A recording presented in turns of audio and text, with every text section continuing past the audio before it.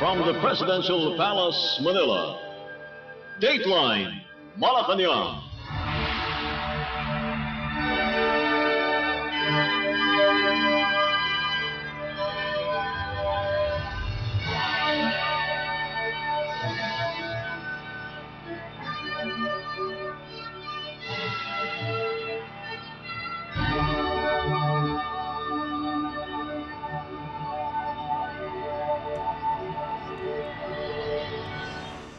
Good day. This is Dateline Malacañang. The Philippines Department of Foreign Affairs or DFA estimated that 4 Filipinos remain missing after a magnitude 7.7 earthquake hit Myanmar on March 28th. This was confirmed by DFA Undersecretary for Migrant Workers Affairs Eduardo De Vega in a radio interview where he said among those missing was a Filipino couple where the building they lived in collapsed. According to De Vega, the 4 Filipinos were professionals, including teachers and office workers. Local authorities, meanwhile, continue to conduct search and rescue operations while asking other countries to provide assistance. Currently, over 1,700 were confirmed to have died due to the quake. Meanwhile, the DFA announced that no Filipinos were hurt or have died in Thailand after rumors that have spread on social media said that 10 Filipinos died as the country also experienced strong tremors. In a radio interview over Radio Pilipinas World Service Sunday, Philippine Ambassador to Thailand, Her Excellency Millicent Cruz Paredes said, no Filipinos have requested embassy assistance so far. Ambassador Cruz Paredes said, majority of the 17 million population in Thailand reside in high-rise buildings and fortunately, the Philippine Embassy in Thailand has yet to receive any information of Filipinos affected by the quake. Bangkok had been declared an emergency zone after the earthquake that struck Myanmar affected the Thai capital. The embassy advised Filipino nationals in Thailand to monitor updates from credible and verifiable sources of information and avoid spreading fake and unverified news. So there was an inquiry that I received on the alleged 10 Filipinos allegedly perished, who allegedly perished in the earthquake. So, nagulat ako kasi in all the interviews I've given, I've been very clear about the fact na wala at all na Filipino, and not only Filipino, as a matter of fact, ang Thai authorities issued a statement na sinasabing walang foreigner ang nasaktan or nag-perish dito sa earthquake. So nagulat ako when I received the inquiry yesterday na mayroon nga daw 10 Pilipino. So sabi ko, saan ang galing yan? So immediately, we issued, the Philippine Embassy in Bangkok issued a statement that there is no truth to that. And also, that I'm also encouraging, especially Filipinos, fellow Filipinos, na sana wag na tayong mag-spread ng mga fake news na ganyan na nagdudulot lang ng pag-aalaala sa mga kamag-anak ng mga kamag-anak ng mga Pilipino dito sa Thailand na of course sumusubaybay mula sa Pilipinas ng mga balita dito. So if they learn about yung mga ganyang bali-balita, then syempre nakakapag paalaala na sa mga tao sa Pilipinas na hindi naman totoo. So, of course, we encourage the Filipinos here, both here in Thailand and also back in the Philippines, na to get information only from very reliable sources.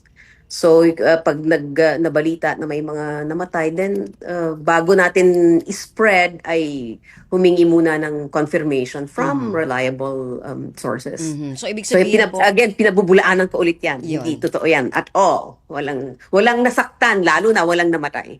ayok. That was Philippine Ambassador to Thailand, Her Excellency Millicent Cruz Paredes. Dateline Malacañang. Meanwhile, the Philippine government announced on Sunday that it will send 114 people from various government agencies on Tuesday, April 1st, to provide humanitarian assistance to Myanmar as part of its relief efforts after a magnitude 7.7 earthquake hit the country. According to the Office of Civil Defense or OCD, among included in the mission are light urban rescue teams from the Bureau of Fire Protection or BFP, Armed Forces of the Philippines or AFP, Metropolitan Manila Development Authority or MMDA, and Apex Management Corporation, and First Gen Energy Development Corporation search and rescue teams. Also included are 31 personnel of the Department of Health or DOH, as well as 2 personnel from the OCD, and will be led by Lieutenant Colonel Erwin Diploma of the Philippine Air Force or PAF as contingent commander. The group will bring with them K9 search dogs, medical assistance, medicines, medical equipment, emergency first aid kits, mobile generators, water sanitation kits, solar-powered lights, and temporary shelters such as tents and tarpaulin sheets.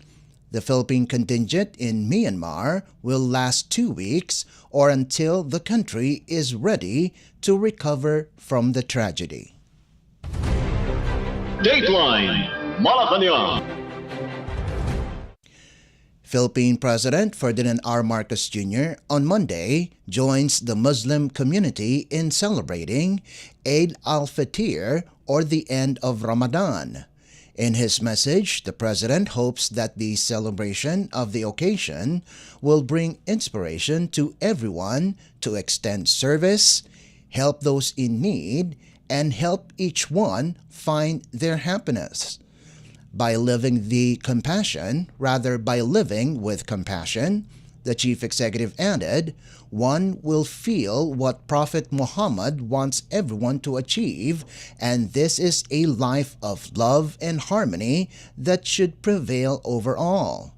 President Marcos Jr. said, the day's celebration of the Festival of Breaking the Fast is a testament to our desire for shared humanity, strengthen relationships with family and friends, as well as unity.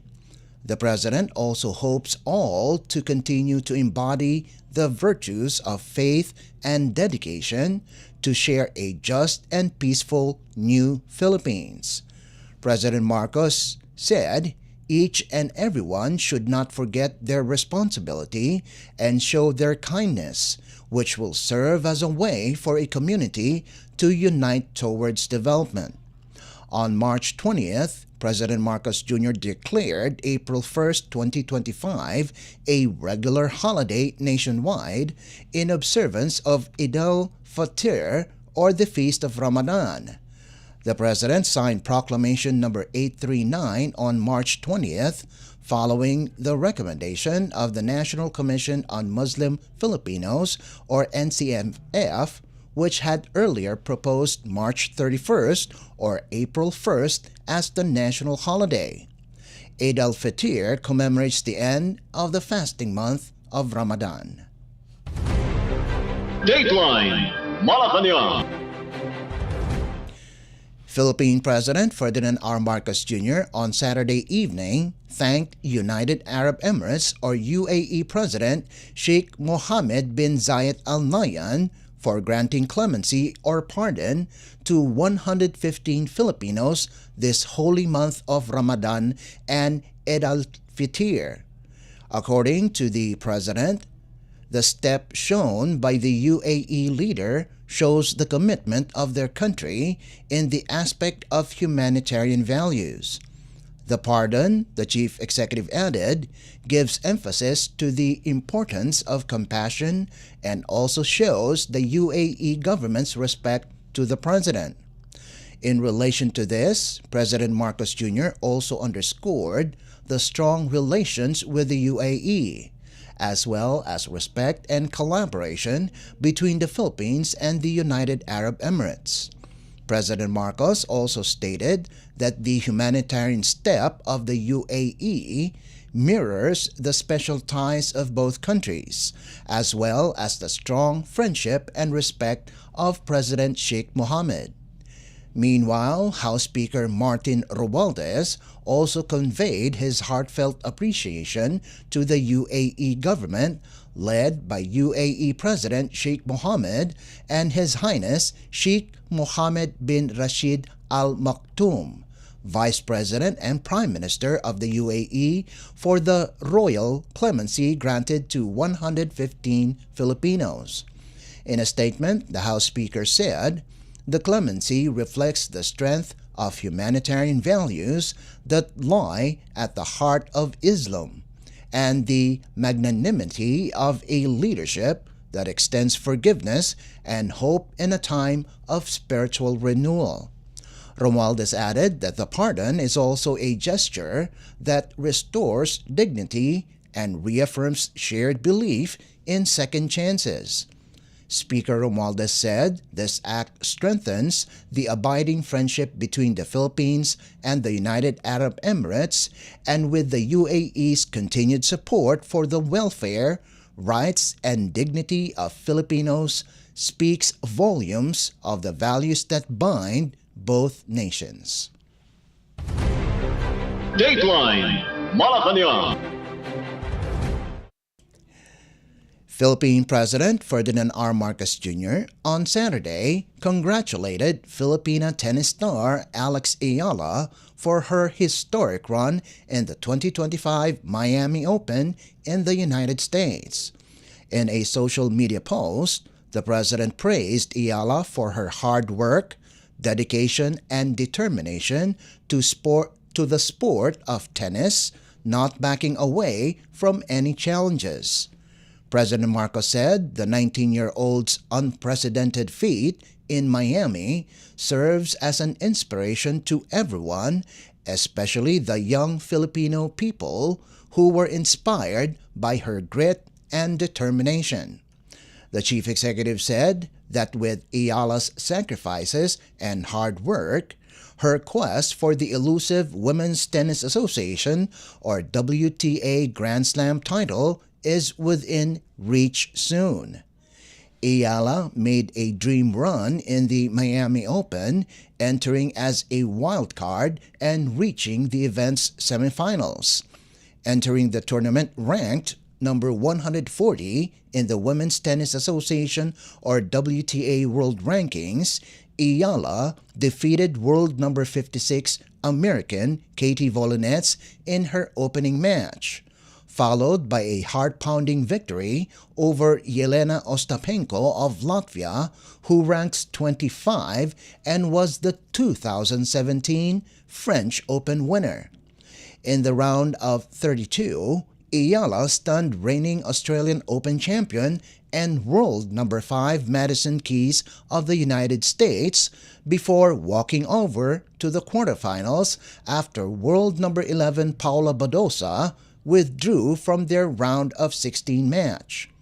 In the quarterfinals, Ayala defeated world number 2 and 5-time Grand Slam champion Iga Swiatek of Poland, which earned her the right to enter the semis against world number 4 Jessica Pegula of the United States. Ayala's dream run, however, was foiled by Pegula, but the 19-year-old gave it her all, forcing the 31-year-old Pegula to a grueling 3-set match. Because of her feat in Miami, Ayala now ranks number 75 in the WTA rankings and has opened up more opportunities to compete with WTA-sponsored 1,000 events. Dateline Malacañang. In other news, Philippine President Ferdinand R. Marcos Jr. on Friday welcomed United States Department of Defense or USDOD Secretary Pete Hegseth in his first visit to the country and the Indo-Pacific region during a courtesy call at the Kalayaan Hall in Malacañang Palace.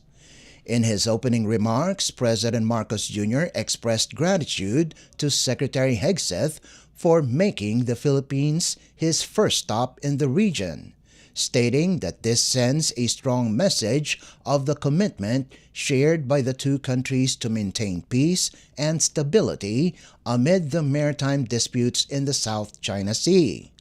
For his part, Secretary Hegseth echoed U.S. President Donald Trump's sentiments, reiterating the ironclad commitment of the U.S. to the Mutual Defense Treaty and highlighted the need to strengthen military-to-military cooperation.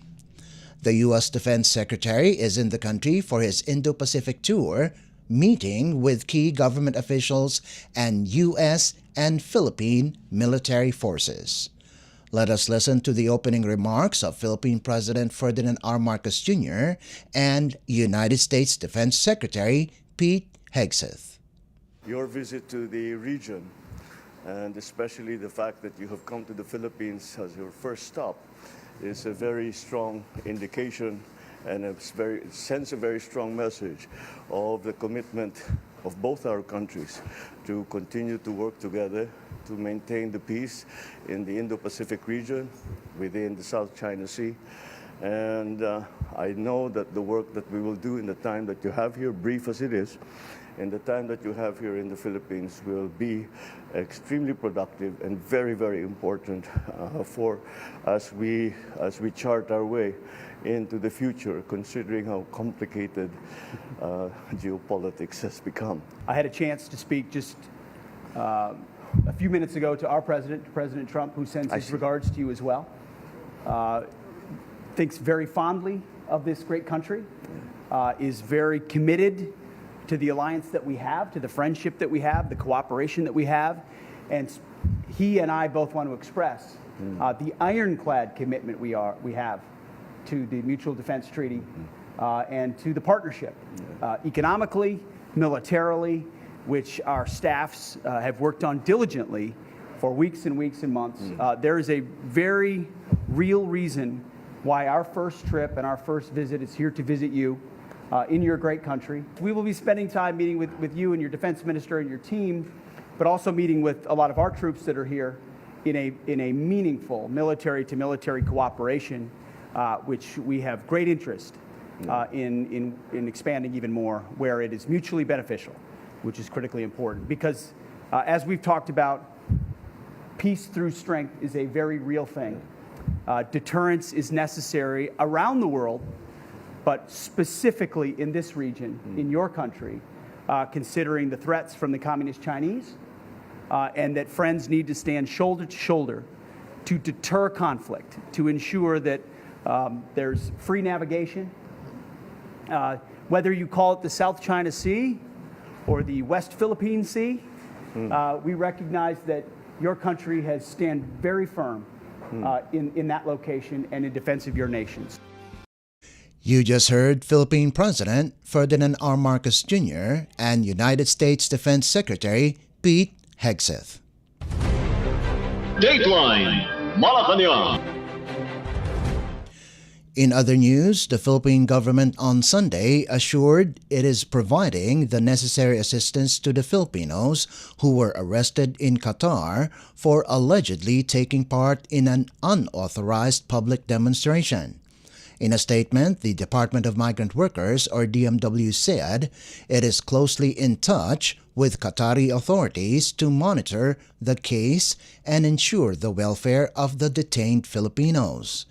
The Department of Foreign Affairs or DFA earlier confirmed that 17 Filipinos were detained at a police station about an hour away from Doha after joining a rally to voice their support for former President Rodrigo Duterte.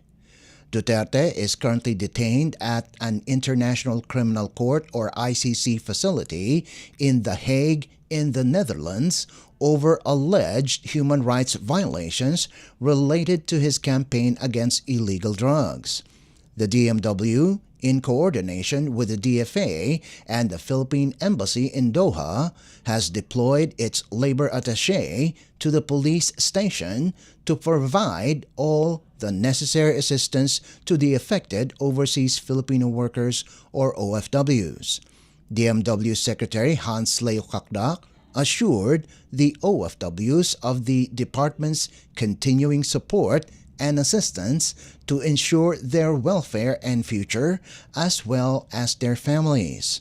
Kakdak reminded all OFWs to adhere to and respect the laws and customs of their host countries, particularly in regard to public gatherings and the expression of political views, to avoid similar incidents. Dateline Malacañang. The Philippines, Japan, and United States successfully conducted the 8th Multilateral Maritime Cooperative Activity, or MMCA, in the West Philippine Sea last Friday. The maritime activity aims to strengthen cooperation and interoperability between the three countries in the field of defense and security at sea.